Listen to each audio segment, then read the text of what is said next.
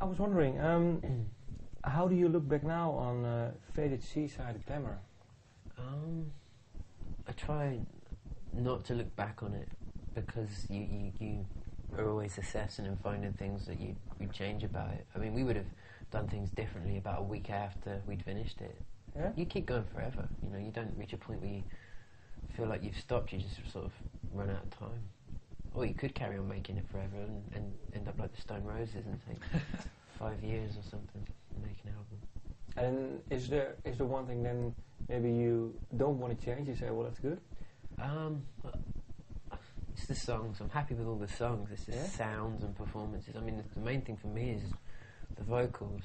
I make everybody's life a misery because I could keep doing my vocals over and over and over again. It was a lengthy process doing with the overdubs and the vocals and that. And I think we were just trying to make sure that we'd sort of like explored every possible avenue.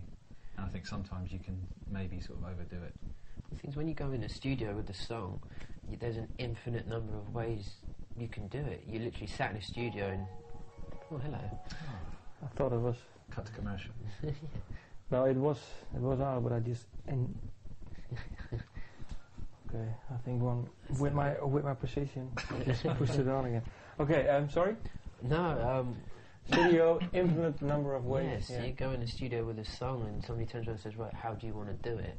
At that point in time, when you've not done anything, you can do it a million different ways, and that's where it messes with your head a bit, you know, to try and choose a definitive way for a track, and that's really tough.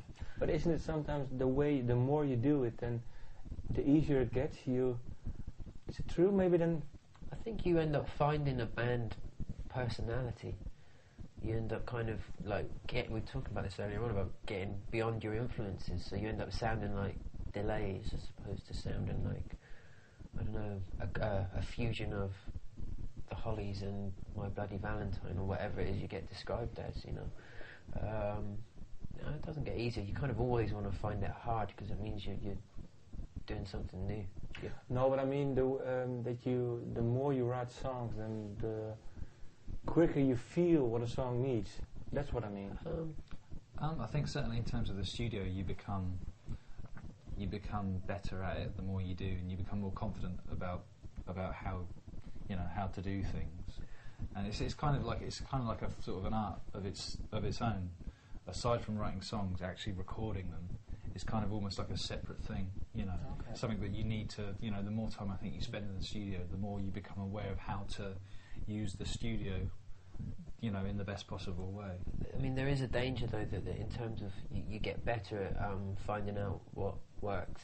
You might actually be relying on what's worked in the past, and you might not necessarily be pushing yourself further. Because I think there's a trap a lot of bands fall into. You know? There's so much music between the four of us. We like so many different things. I don't think we'd be able to channel ourselves down one direction for too long.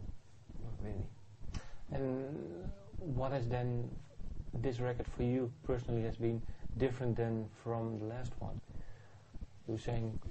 Well, what happened with the first one was we recorded it and then we went out on the road and gigged forever and ever and ever. Just did so many gigs, and people would come and see the shows and say, oh, it's so much better live, you're even better live. And we'd think about getting t-shirts printed with even better live written on them, because it became like this refrain. It just kept over and over again, and we didn't want that to happen with the new album.